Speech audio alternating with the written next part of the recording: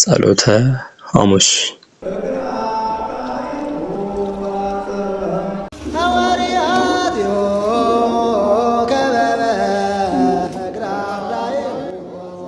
ጸሎተ ሐሙስ በቤተ ክርስቲያን በርካታ ስያሜዎች አሉት።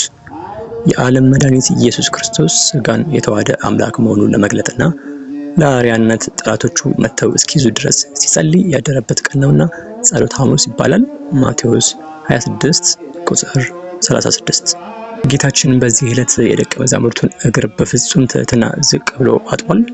ይህም ኢየሱስ ክርስቶስ የዓለምን ሁሉ ኃጢአት ለማጠብ የመጣ የንጽሕና የቅድስና አምላክ መሆኑን ያጠይቃል። ስለዚህም ዕለቱ ሕጽበተ ሐሙስ ይባላል። ይህን ለማስታወስ ዛሬም ሊቃነ ጳጳሳትና ቀሳውስት በመካከላችን ተገኝተ የእኛንና የሕዝብህን ኃጢአት እጠብ፣ እኛም የአንተን አርያነት ተከትለን የልጆቻችንን እግር እናጥባለን ሲሉ በቤተ ክርስቲያን የተገኙ ምዕመናንን እግር በወይንና በወይራ ቅጠል ያጥባሉ።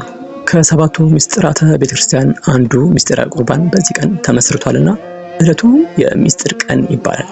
ይኸውም ጌታችን ህብስቱንና ጽዋውን አንስቶ ይህ ስለ እናንተ በመስቀል ላይ የሚቆረሰው ሥጋዬ ነው፣ እንካችሁ ብሉ፣ ይህ ስለ እናንተ ነገ በመስቀል ላይ የሚፈስ ደሜ ነው፣ ከእርሱም ጠጡ በማለት እርሱ ከኛ እኛም ከእርሱ ጋር አንድ የምንሆንበትን ምስጢር ከጠላት ዲያብሎስ ሰውሮ ለደቀ መዛሙርቱ የገለጠበት ቀን በመሆኑ የተሰጠ ስያሜ ነው። በዚህ ዕለት ክርስቲያን የሆነ ሁሉ በንስሐ ታጥቦ ቅዱስ ሥጋውንና ክቡር ደሙን ለመቀበል ይዘጋጃል።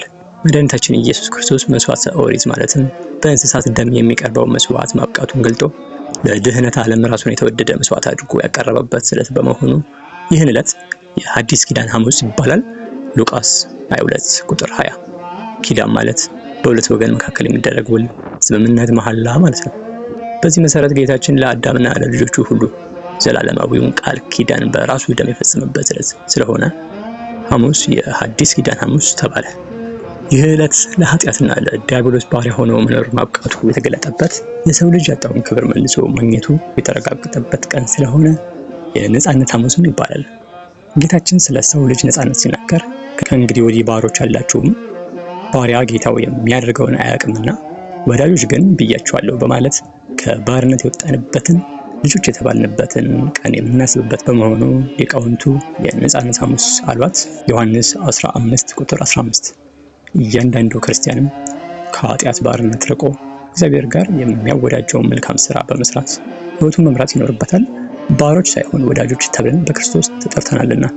በዚህ ዕለት እንደ ማክሰኞ ሁሉ ጌታችን በዮሐንስ ወንጌል ምዕራፍ 24 ቁጥር 16 የሚገኘውን ሰፊ ትምህርት ለደቀ መዛሙርቱ አስተምሯል።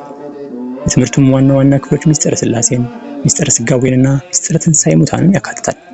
ጌታችን እነዚህን ትምህርቶች በስፋትና በጥልቀት መማር እንደሚገባ ሲያስረዳ ለደቀ መዛሙርቱ ምስጢሩን በተአምራት ሊገልጥላቸው ሲቻለው በሰፊ ማብራሪያ እንዲረዱት አድርጓል።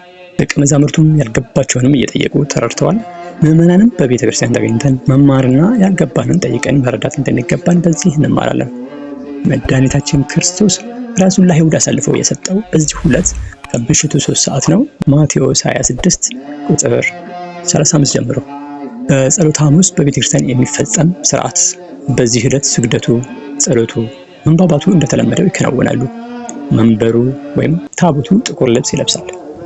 ጸሎተ ዕጣን ይጸለያል። ቤተ ክርስቲያኑን በማጠንት ይታጠናል። ሕጽበተ እግርም ይደረጋል። ቅዳሴ ይቀደሳል። በየቤቱ ደግሞ ቁርባን ይዘጋጃል። ሕጽበተ እግር ለምን ይከናወናል? ከቀኑ 9 ሰዓት ዲያቆኑ 2 ኩስኩስቶችን ውሃ ሞልቶ ያቀርባል። አንዱ ለእግር፣ አንዱ ለእጅ መታጠቢያ። ጸሎተ አኮቴት በመባል የሚታወቀው የጸሎት አይነትም ይጸለያል። ወንጌል ተነበው ውሃው በካህኑ ወይም በሊቀ ጳጳሱ ይባረክና የሕጽበተ እግር ስርዓት ይከናወናል። ይኸውም ጌታችን የደቀ መዛሙርቱን እግር በማጠብ ያሳየውን ተግባር ትምህርት ለማሳየት ነው። ዮሐንስ 13 ቁጥር 14 ላይ እንደተጻፈው ከውሃው በተጨማሪ የወይራና የወይን ቅጠልንም ለሥርዓተ ሕጽበቱ ማስፈጸሚያነት እንጠቀምባቸዋለን። ሚስጥሩም የሚከተለው ነው። ወይራ ጽኑ ነው። ወይራ ክርስቶስን ጽኑ መከራን መቀበሉን ከማስረዳቱ በተጨማሪ እኛም እግራችንን የሚያጥቡን አባቶችና የምንታጠበው ምዕመናን መከራ ለመቀበል ዝግጁ ነን ለማለት ሥርዓተ ሕጽበቱን በወይራ እንፈጽማለን።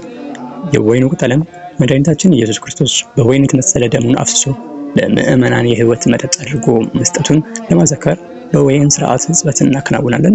ማቴዎስ 26:26።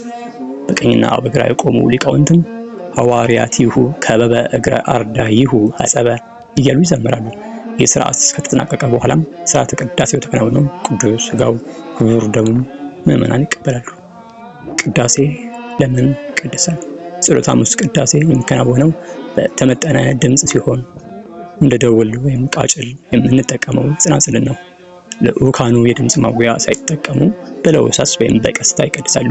ምክንያቱም ይሁዳ በምስጢር ጌታችንን ማስያዙን ለመጠቆም ሲሆን፣ በሌላ በኩል ደግሞ የዘመነ ብሉይ ጸሎት ዋጋው ምድራዊ እንደነበር ለማስታወስ ነው። በመቀጠልም ክብር ይእቲ፣ ሕፃነ ሞገር፣ ዝማሬ የተባሉ የድጓ ክፍሎች ተዘምረው አገልግሎቱ ይጠናቀቃል።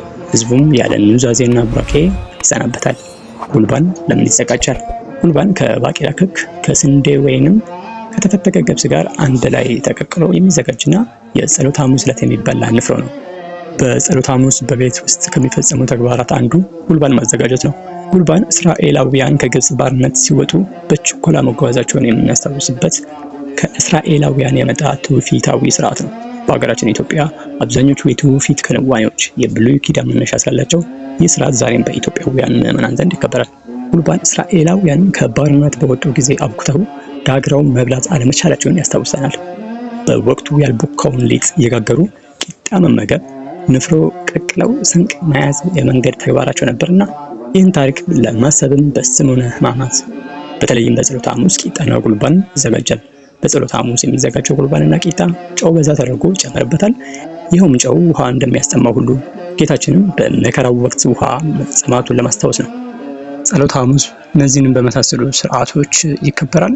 ክርስቶስ በዛሬዋ ዕለት የሐዋርያትን እግር ዝቅ ብሎ በማጠብ ትህትናና ታዛዥነትን ማስተማሩን በማሰብ በዓሉ በኢትዮጵያ ኦርቶዶክስ ቤተክርስቲያን ዘንድ በድምቀት ይከበራል። መልካም የጸሎተ ሐሙስ ቀን ይሆንላችሁ ውድ የናታኒም ሚዲያ ቤተሰቦች። ቻናሉን ሰብስክራይብ ማድረግ እንዲሁም ቪዲዮን ላይክ ማድረግ አይረሳ። ቪዲዮን ሌሎች ይጠቀሙበት ዘንድ ሼር አድርጉላቸው። ቪዲዮ 2000 እና ከዛ በላይ ላይክ ይኖረው ዘንድ ሁላችሁም ላይክ አድርጉ። እንዲሁም በቀጣይ የሚለቀቁ ቪዲዮዎች እንዲደርሳችሁ ሰብስክራይብ አድርጉ። ለዛሬ ያዘጋጀንላችሁ ይሄንን ይመስላል። ወስብሐት ለእግዚአብሔር ወለወላዲቱ ድንግል ወለመስቀሉ ክቡር። ይቆየን።